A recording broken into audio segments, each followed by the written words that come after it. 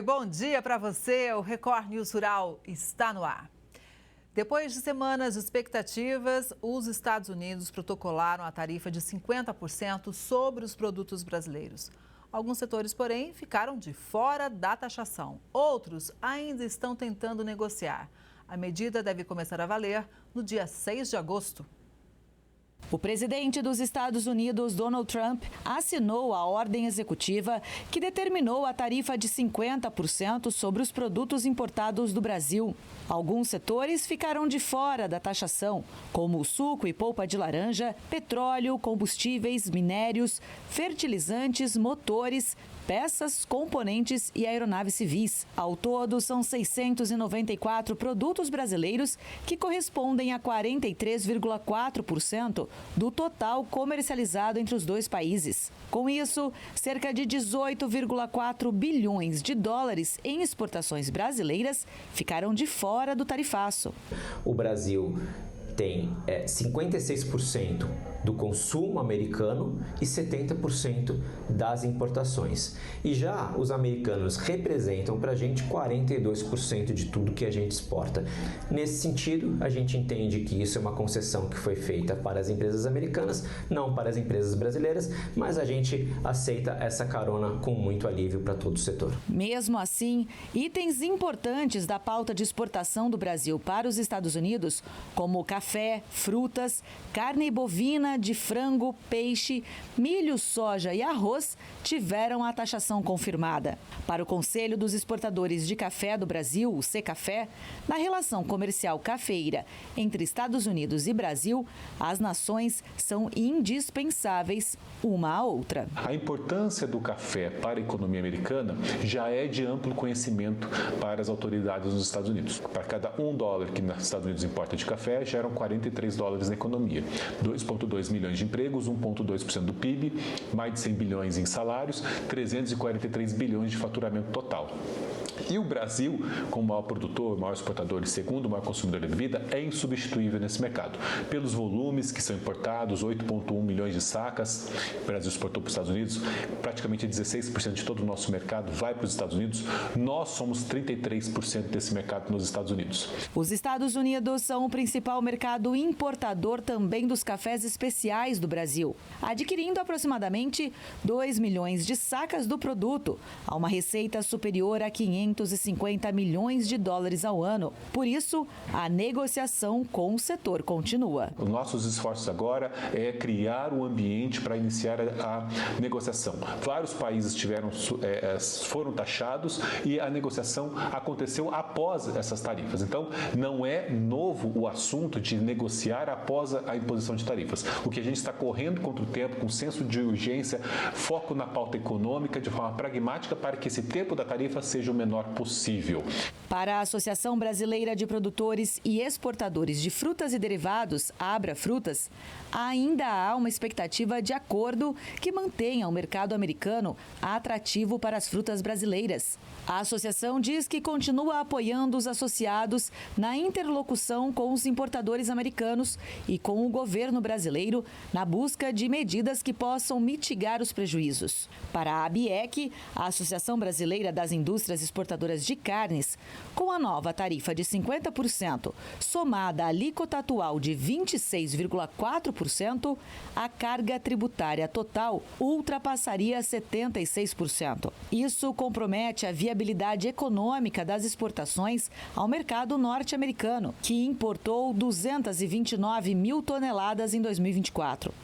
Para este ano, a previsão era atingir 400 mil toneladas. Em nota, a ABIEC reforça que segue em parceria com o setor público e os importadores para preservar a competitividade da carne bovina brasileira, assegurar previsibilidade aos exportadores e contribuir com o equilíbrio do comércio internacional e da segurança alimentar global. A carne suína vem perdendo competitividade em relação à do boi e à do frango. Entenda agora o porquê. Nas últimas semanas, de acordo com levantamentos do CPEA, a carne suína vem perdendo competitividade com relação às principais substitutas.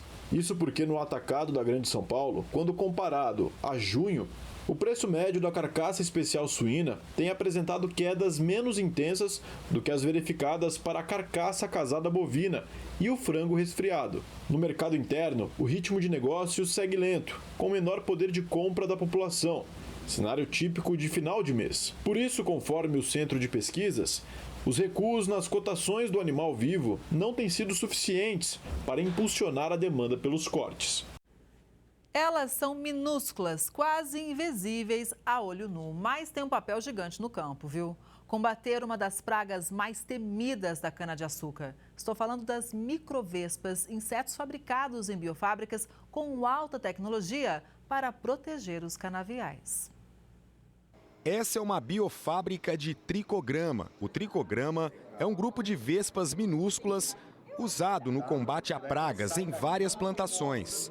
Aqui, elas são criadas especialmente para proteger a cana-de-açúcar. Primeiro a gente faz a produção do hospedeiro, para depois a gente ter o parasitoide, que é o tricograma galoi. Tá? Então nós temos as salas de desenvolvimento do hospedeiro. Então a gente conta com sistemas informatizados, né? Então a gente faz controle de temperatura, controle de umidade, CO2, que isso garante uma padronização e uma eficiência no nosso processo. A biofábrica tem 3.000 metros quadrados e atende 400 mil hectares de canaviais. Investimento de 15 milhões de reais. Entre 60 e 90 dias, são produzidos 3 bilhões de ovos de microvespas.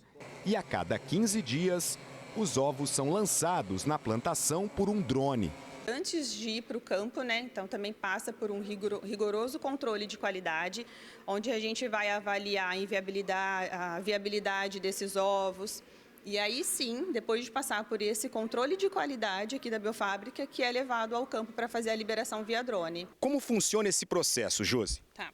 Aqui a gente já tem o adulto da praga, então a gente tem a mariposa e ela já fez a oviposição dos ovos aqui na folha da cana.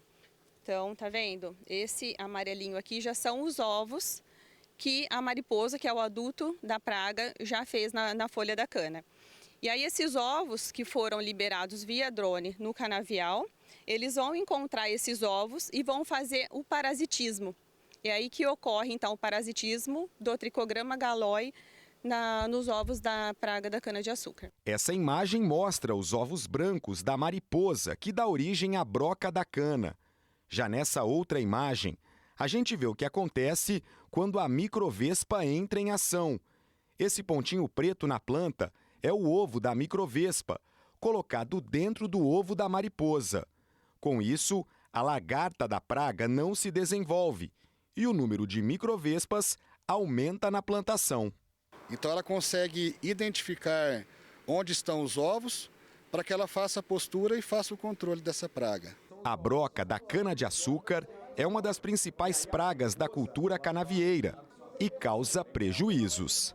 E ela não causa danos somente agrícolas, com perda de produtividade, mas também danos industriais, com menor produção de açúcar e álcool.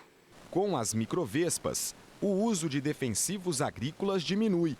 Hoje, 85% do controle de pragas é feito com agentes biológicos, entre eles o inseto produzido na usina, a microvespa. Com a nossa biofábrica de tricograma, a gente vai ter mais uma ferramenta para um controle sustentável da nossa principal praga, que é a broca. E nessa época do ano, um outro inimigo ataca os canaviais, os incêndios. E a vinhaça, um subproduto natural da cana, que além de ajudar na irrigação e na fertilização da lavoura, tem um papel importante na prevenção do fogo. Olha só. Nesta indústria canavieira, a aplicação da vinhaça é feita de forma localizada. São pelo menos 30 mil hectares irrigados com o composto. A ideia é aproveitar melhor os nutrientes e gerar ganhos econômicos. Tudo isso com o apoio de tecnologia. E essa vinhaça ela faz com que a gente aplique menores volumes e ao mesmo tempo direcione nas ruas de cana. Então isso a gente tem um melhor aproveitamento dos volumes de vinhaça. A palavra-chave da vinhaça é sustentabilidade. Além de reaproveitar um resíduo orgânico, ela também diminui o uso de fertilizantes e dá uma força num velho problema que sempre aparece nesta época do ano: a seca, que tem aumentado a cada safra que passa. Esse ano é uma safra menor, ela vai ter aí em torno aí de 600 milhões de toneladas de cana. Há 2 anos nós chegamos a 654, 655 milhões de toneladas de cana e agora, esse último ano, 625 milhões. E agora está se projetando aí fechar em torno de 600 milhões. E quando se fala em seca, um outro desafio dos canaviais são as queimadas. Mas com prevenção é possível conter os danos com mais rapidez. Por isso, a empresa investiu em monitoramento via satélite para detectar e combater focos de incêndio de forma mais ágil.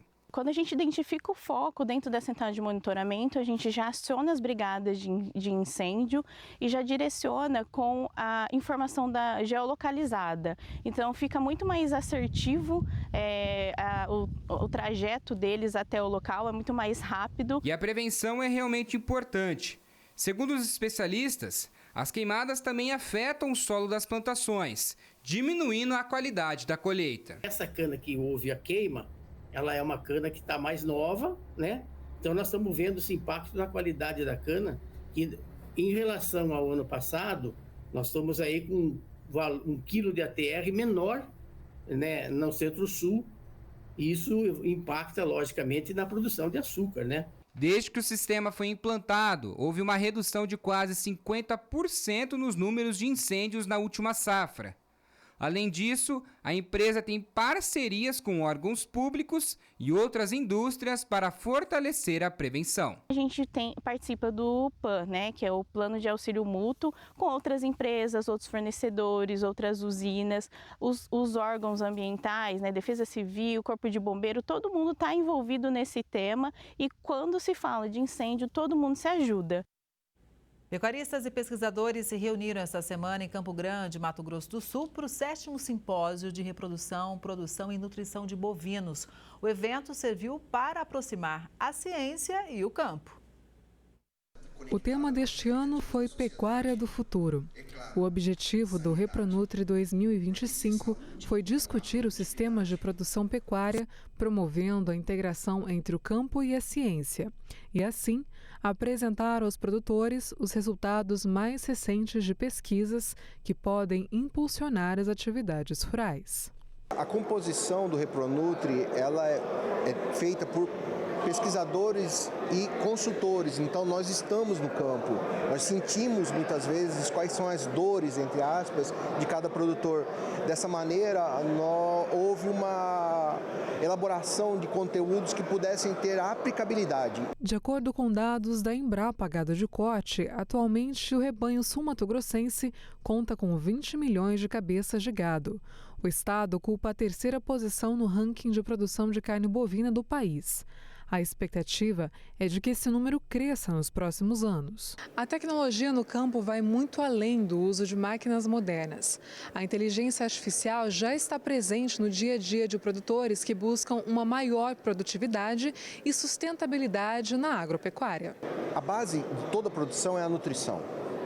Tanto a pasto, que é a nossa maneira de produzir, quanto uma mineralização adequada, uma nutrição de precisão e, em conjunto a isso, uma aplicação de inteligência artificial, né? O que o mundo hoje está tendo de resultados, a maneira como isso pode ajudar na nossa gestão de dados, na decisão, a tomada de decisões em relação ao seu sistema de produção. Apesar dos desafios impostos pelo cenário internacional, com as novas taxações impostas pelos Estados Unidos, especialistas avaliam que a pecuária brasileira ainda tem espaço para crescer. Para o jornalista e ex-ministro de Estado Aldo Rebelo, o momento exige cautela, mas também permite enxergar oportunidades. Você pode tirar as seguintes conclusões. Em primeiro, que a nossa pecuária é muito importante para a segurança alimentar do Brasil e do mundo. Em segundo lugar, o Brasil tem os meios e os instrumentos para ampliar a sua oferta de proteína. Quais são os meios? O Brasil tem uma fronteira agrícola que o mundo não tem. Fronteira agrícola é terra, água e clima favorável para a atividade. Mesmo com o valor da arroba do boi abaixo da expectativa para o momento em Mato Grosso do Sul, alguns produtores mantêm a confiança no mercado. A arroba do boi, ela acaba sendo o nosso norte, né? Mas o produtor, ele não vive só do preço da arroba do boi, a gente não controla esse valor, né? O que o produtor controla é o custo de produção. E hoje, analisando o custo de produção, principalmente com esse cenário que a gente vai ter uma alta produção de milho esse ano, a gente tem expectativa de um valor bastante atrativo para esse insumo. E se a gente pudesse comprar um garrote, um boi magro no mercado hoje, engordá-lo num dia e vendê-lo, né? Se a gente trouxesse isso para o valor presente, a gente teria um negócio aí com uma margem de 10%. Então ela é interessante, apesar desse desafio de uma arroba que não está atendendo a expectativa, né, que o produtor tinha para o valor nesse momento. O Record News Rural tem acompanhado e também ouvido todos os setores do agronegócio brasileiro sobre essa pressão comercial dos Estados Unidos. Como a gente já viu aqui no jornal, alguns produtos se livraram da sobretaxa, enquanto outros seguem em negociação, como o café e a carne bovina, por exemplo. Então, quem chega para dar um panorama para a gente é a Roberta Páfaro, mestre em agronegócio pela FGV e especialista em gestão de risco de commodities agrícolas. Bom dia, Roberta. Seja muito bem-vinda ao Record News Rural. Bom dia, Kelly e todos os telespectadores. Um prazer estar com vocês. Prazer o nosso também. Roberta, vamos começar avaliando esses setores que se livraram da taxação. Foi um volume alto, por exemplo, vamos colocar aí o suco de laranja, mas a gente pode entender que, pelo Trump ter aberto aí alguns setores para se livrar da taxa, há um caminho para a negociação realmente? Eu creio que sim. Até porque ele também está sofrendo pressão interna. Existe essa preocupação com a inflação, contanto que a gente viu que as taxas de juros não foram reduzidas pelo Fed essa semana. Então, existe essa preocupação com a inflação interna nos Estados Unidos, que já está alta. Então, nesse sentido, o suco de laranja, ele faz parte do café da manhã do americano, assim como o bacon, assim como o ovo. Então, eles não conseguem produzir o suficiente por conta de toda a doença que eles tiveram na citricultura, afetando a laranja nos Estados Unidos e na Flórida. Então, a laranja já foi um caminho. Já tivemos um caminho aí também para alguns produtos de energia, papel, celulose, enfim. A gente começa a ver essa conversa justamente por um reflexo interno, uma necessidade interna deles. A gente vê que o Trump ele é um pouco intempestivo, ele vem e traz, ele começa a colocar todas essas taxas, depois ele vai recuando e vai entendendo a necessidade também por uma pressão interna do país, que a gente já sabe que tem algumas empresas que estão conversando com ele, inclusive no café. Eu acredito que o café seja o próximo a ser negociado, diante de toda a necessidade interna. Por exemplo, o americano lá, a gente tem várias empresas, não citando empresas, mas que a gente conhece muito bem, ele todo dia toma um café. Então, cerca de 76% dos americanos tomam café diariamente. 1 a 2 copos ou mais. E desses 76%, a gente representa aí pelo menos uns 60% de todo o café que é consumido nos Estados Unidos. Então, ele vai olhar para o café, provavelmente será um próximo passo. Eu acho interessante a gente falar sobre o café um pouco mais pelo seguinte, né? O nosso grão tem um sabor diferenciado, né? Uma doçura diferenciada que agrada muito o paladar dos norte-americanos, inclusive para compor blends. Então, veja, também é complicado você substituir um alimento, né, que já caiu no gosto ali do consumidor norte-americano por outro de uma hora para outra. Vamos lembrar, os Estados Unidos é o país que mais consome café no mundo. Enquanto isso, nós somos os maiores produtores e exportadores. Então, a gente está falando de dois gigantes, uma parceria de 200 anos. Então, é um caminho. Claro, o Secafé soltou, inclusive, uma nota, a gente já mostrou também no jornal, sobre a importância de negociar. Acho que vai abrir um caminho importante, né, Roberta, para isso, mas agora é um momento de calma, de muita diplomacia, né? Eu costumo até fazer uma analogia no sentido de que é um jogo de xadrez. O Trump veio e derrubou a torre. E foi lá e atravessou, derrubou a torre, e agora a gente está movendo essas peças para rever essa estratégia do jogo. essa estratégia que a gente precisa pensar. Então, muita diplomacia, eu acho que agora é um momento de tentar essa conversa bilateral e olhar de uma maneira mais econômica, mais eficiente, o reflexo econômico e também essa relação bilateral entre os países. Quando a gente fala de olhar por um aspecto mais econômico, a gente pode afirmar, então, que essa tarifa toda do Trump também foca na China, na Rússia, no BRICS. A gente sabe da importância do BRICS também com relação ao PIB atualmente mundial, né? Então, é uma forma de penalizar os países que, de alguma forma, se fortalecem no BRICS ou até negociam diretamente com a Rússia também nesse momento de conflito com a Ucrânia? Sim, é uma ameaça. O que a gente viu o Trump dizendo é que justamente quem está negociando com a Rússia está apoiando a guerra, mas é uma maneira que ele também enxergou, porque os Estados Unidos, eles querem continuar relevantes para o mundo. E quando você começa a ver blocos comerciais trazendo novas possibilidades, abrindo novos caminhos, também é uma ameaça. Então, o tarifaço é um reflexo também da importância dos Estados Unidos. Óbvio que ele tem um peso muito grande em termos de negociação, de produção, e eles querem fazer esse tipo de negociação, mas eles precisam fazer isso lentamente, assim, de uma maneira para chamar atenção naquele momento de, olha, vamos colocar uma tarifa para que esses países também recorram a nós e que a gente consiga chegar num acordo.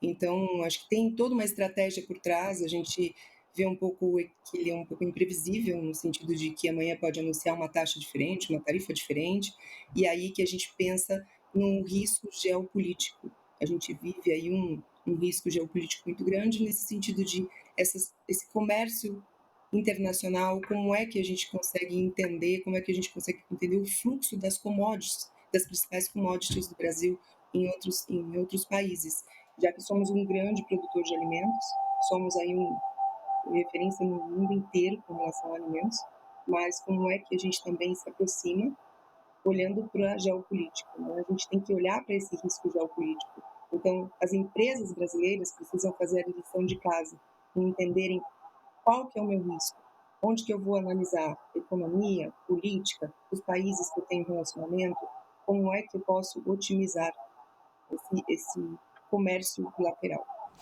Até porque, vamos olhar assim, se o Trump quer fazer os Estados Unidos grande novamente, ou seja, primeiro, Estados Unidos em primeiro lugar, né? Cada um olhando para si. Então, se cada país adota essa lógica também, veja, cada país quer negociar pelo melhor custo-benefício, né?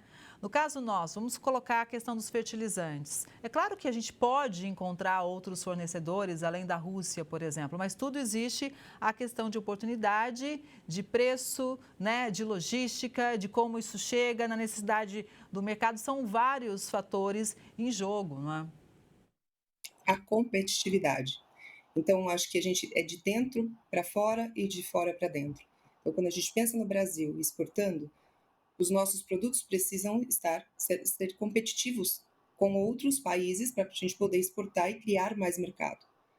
Da mesma maneira, lá fora, o custo da oportunidade. Então, se a Rússia tem um custo melhor para a gente, ótimo. Se a gente consegue um relacionamento com o Canadá, que também produz alguns dos fertilizantes que a gente utiliza, e consegue fazer essa relação, esse relacionamento bilateral e conseguir ampliar, ótimo. Que nem temos a oportunidade de exportar, mas também para o México.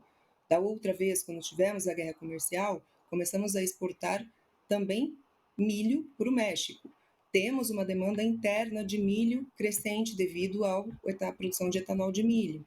Então, a gente começa a ver como que a demanda ela vai mudando e a oferta vai se equilibrando. Óbvio, nesse primeiro momento, quando a gente fala do café, que a gente não vai exportar, vai sobrar café no Brasil? Sim, provavelmente vai ter uma oferta maior e isso equilibra um pouco mais os preços internos? Num primeiro momento, sim. Mas a produção, se não tiver um acordo com os Estados Unidos com relação à exportação de café, provavelmente a nossa produção também deve cair. Até porque os custos para o produtor rural ele também tem que ficar de olho nesses custos e fazer essa lição de casa, esse planejamento financeiro para que ele possa ficar cada vez mais competitivo e sobreviver a esses momentos de riscos geopolíticos também. Até porque, né, até para estocar você tem que estar preparado para segurar esse momento em que o produto não é comercializado. Agora, e no caso da carne, hein, Roberta? Depois desse anúncio todo, qual que é a sua avaliação? A BIEC se manifestou, né, dizendo, olha, a preocupação, fica inviável o comércio com o país se o patamar for mantido de tarifa. Mas veja, o mundo enfrenta um momento de estoque muito baixo, né, de carne bovina. Ao mesmo tempo, nós somos líderes mundiais de exportação do produto. Você acha que os Estados Unidos encontram alternativas no mesmo padrão de qualidade e de preço aqui do Brasil? Eu acredito que hoje os Estados Unidos, o que eles produzem, eles são suficientes para a demanda interna. Nos Estados Unidos, geralmente, eles consomem, de acordo com os dados do USDA, 27 quilos de carne por pessoa ao ano. No Brasil, a gente fica em torno de 37, mais ou menos 37 quilos de carne bovina ao ano. Então, nos Estados Unidos, o que eles produzem hoje, eles conseguem incentivar o mercado interno e conseguem suprir o mercado interno. Só que, lógico, nós temos cortes de carne, nós temos carne com qualidade ainda maior e superior em várias churrascarias, inclusive nos Estados Unidos, churrascarias brasileiras trazem essa carne para oferecer lá nos Estados Unidos. Então, a gente começa a ver de novo. Carne, eu acho que ainda a gente vai ter um momento para negociar. Eu acho que essa negociação vai acontecer. Talvez o do café venha antes, por uma necessidade interna com relação à inflação e pressão também do próprio mercado lá. Carne, eu vejo uma abertura sim, mas talvez não no primeiro momento, porque ele enxerga que a America First, ele acredita que dentro do país eles ainda têm essa demanda. E não é à toa, ele tem uma pesquisa que a Universidade de Purdue, junto com o CME Group, a Bolsa de Chicago, eles realizam desde o primeiro mandato do Trump, já tem um tempo que eles estão desenvolvendo essa pesquisa, e eles conversam com cerca de 400 produtores ali no cinturão americano dos Estados Unidos, no cinturão agrícola. E eles conversam com eles e perguntam o que vocês estão achando da economia agrícola do país, o que vocês estão olhando em termos de desenvolvimento, o que vocês acreditam que vão exportar mais, que vai melhorar. Eles fazem uma série de perguntas. E essa pesquisa que foi divulgada em julho, que refletiu, na verdade, a pesquisa de junho, e agora em breve vai ser divulgada de agosto, que eu também quero acompanhar, e quem sabe a gente consegue trazer isso para vocês também. Mas os produtores, eles estavam menos confiantes do que no mês anterior, com relação à política agrícola do país, justamente por conta do tarifaço e o impacto nas exportações. Então, como que eles estão enxergando essa possibilidade de abrir mercados e também colocar esse mercado deles circulando, porque, afinal de contas, o agro que eles produzem, eles também têm uma parcela grande de exportação, como a gente fala de soja, principalmente. Mas o que é interessante, quando a gente fala de carne bovina, é que nessa pesquisa, os produtores, os pecuaristas, eles estavam mais confiantes com relação ao mercado e a possibilidade de expandir o mercado interno, principalmente deles. Então, a gente vê que essa política com relação à carne bovina, com relação a essa exportação de carne, eu ainda vejo que tem uma trégua, lógico. Tudo, de acordo com o Trump, a gente pode esperar uma notícia de último segundo e ele mudar de ideia, né? Que ali, quem realmente assina ali e fala se vai ter a tarifa ou não é ele, mas eu vejo que carne bovina talvez seja uma negociação um pouco mais lenta devido a essa demanda interna deles, que eles realmente conseguem suprir o mercado e os pecuaristas estão confiantes com relação a essa política americana.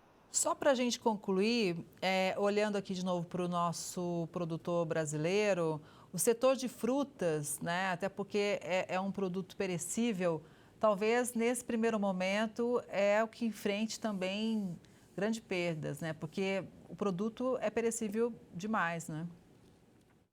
Frutas, manga, melão, Eu acredito que vai ser um momento bastante delicado, principalmente por conta de, como você disse, é um produto perecível. Então, como é que a gente tem que fazer nesse momento?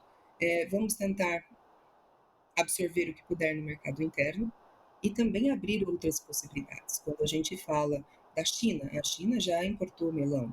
Então, a China é um dos nossos principais, realmente, de acordo comercial, é um dos nossos principais mercados. Então, como é que a gente consegue abrir esse mercado e abrir oportunidades? Outro ponto muito importante também, que pouco se fala, é a produção de mel.